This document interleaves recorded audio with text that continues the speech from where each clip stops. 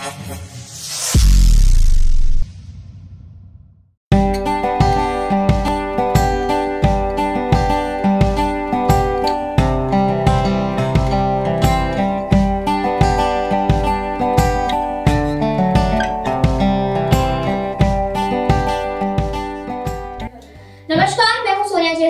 देख रहे हैं HM न्यूज़। वक्त हो गया है खबरों का।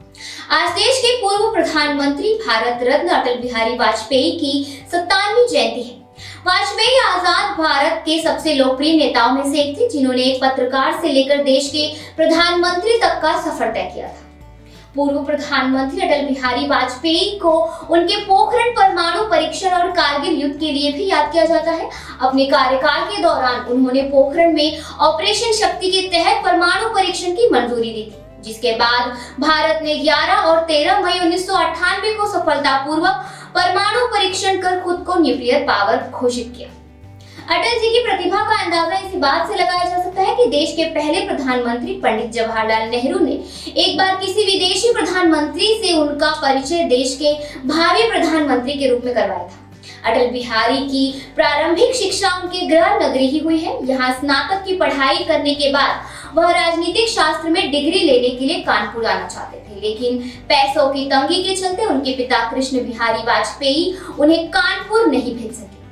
इसके बाद ग्वालियर के राजा ने उन्हें 72 रुपए की छात्रवृत्ति देकर आगे की पढ़ाई के लिए कानपुर भेज दिया। अटल बिहारी वाजपेयी ने कानपुर के DVA कॉलेज से राजनीति शास्त्र में मास्टर डिग्री ली थी। अटल बिहारी वाजपेयी ने 1996 में प्रधानमंत्री के रूप में देश की बागडोर संभाली। पहली बार 16 से 31 मई 1996 तक के प्रधानमंत्री पर वो कुर्सी पे बैठे रहे। 19 मार्च 1998 को फिर प्रधानमंत्री पद की शपथ ली और उनके नेतृत्व में 13 दलों की गठबंधन सरकार ने 5 वर्षों में देश के अंदर प्रगति के अनेक आयाम छुए। 1998 में पोखरण में परमाणु विस्फोटक करके उन्होंने देश को दुनिया के कुछ गिने चुने परमाणु संपन्न देशों में शुमार करवा दिया। पोखरण में भारत की ड्यूटी परमाणु परीक्षण कराया और उन्होंने अमेरिकी की CIA को भी भनक तक नहीं लगने दी। अटल बिहारी के बारे में कहा जाता है कि वह एक ऐसे व्यक्ति थे, उन्होंने कभी भी बेकार में अहम या अहंकार नहीं दिखाया। वह एक ऐसे नेता थे जो हमेशा कार्यकर्ताओं से जुड़े रहे। आज पूरा देश अपने पूर्व प्रधानमंत्री अटल जी को याद कर रहे हैं और उन्हें श्रद्धा सुमन अर्पित कर रहे हैं। वहीं 3 बार देश के प्रधानमंत्री होने के अलावा हिंदी के कवि, पत्रकार और वो प्रवक्ता भी थे। आज इस मौके पर RD नेशनल कॉलेज के हेड ऑफ पॉलिटिकल साइंस के प्रोफेसर डॉक्टर रवि रमेश चंद्र शुक्ला और शिरजी हॉस्पिटल के डॉक्टर महेश सांघवी जी ने उनको याद किया है। आइए सुनते हैं उनका क्या कहना है।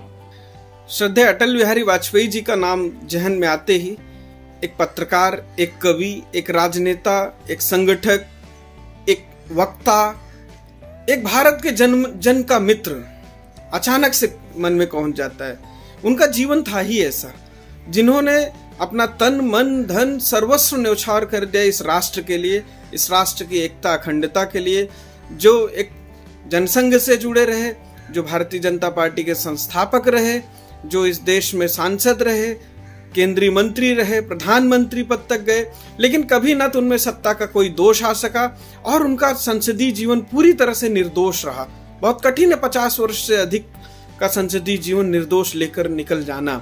और कभी पक्ष हो विपक्ष हो, अपने विरोधियों के भी उतने ही प्रिय थे जितने अपने समर्थकों के, क्योंकि वो राजधर्म का पालन करते थे।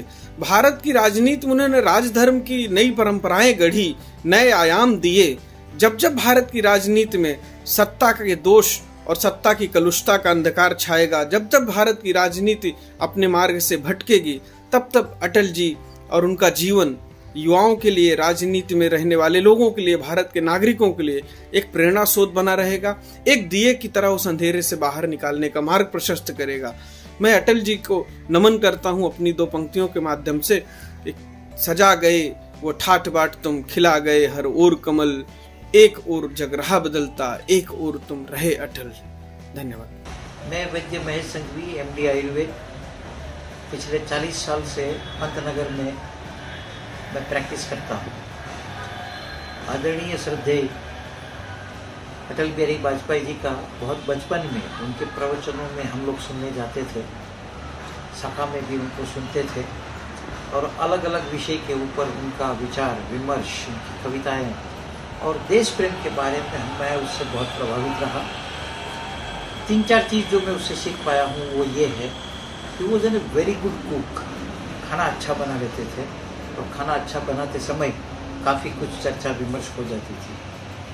दूसरा, ये अजात शत्रु थे और इतना देश प्रेम था कि इंदिरा कांग्रेस के समय में जब भी विदेश नीति के बारे में जब जरूरत पड़ी तो बिना कुछ सोच समझ के इंदिरा जी ने इसके ऊपर विश्वास किया और बिना कोई प्रश्न किए उन्होंने वहाँ पर जाकर हिंदुस्तान की बात को, इंडिया की बात को प्रस्तावित किया और वहाँ से वो अपना एक गढ़ जीत के आए। बदकिस्मती से वो एक ही सीट से हार गए, फिर उसके बाद में फिर आए और उन्होंने 12-13 पॉलिटिकल गठबंधन को साथ में रखकर 5 साल तक शासन किया। ये कोई आसान काम नहीं था।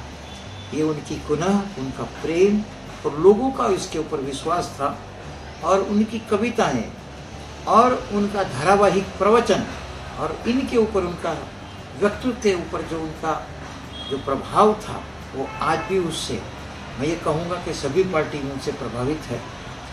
पार्टी तो एक अलग चीज़ है, लेकिन व्यक्ति के रूप में उन्होंने पूरे देश को जीता है, विदेश को जीता है और आज उनको श्रद्धांजलि दे रहे हैं।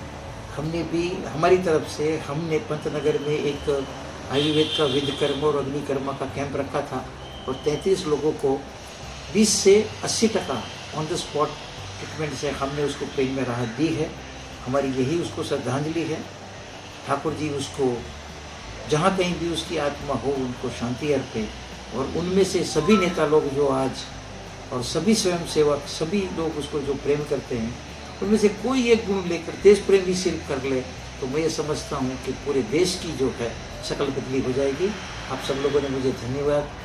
आपका सब लोगों का सर्वे संतायु सुखानुभवः और सब आप सुखायु रहे, ऐसी शुभकामना के साथ में मैं आपसे विदाई लेता हूँ। तो ये थी हमारी आज की खबर। इसी तरह की खबरों के लिए बने रहिए HM न्यूज़ के साथ।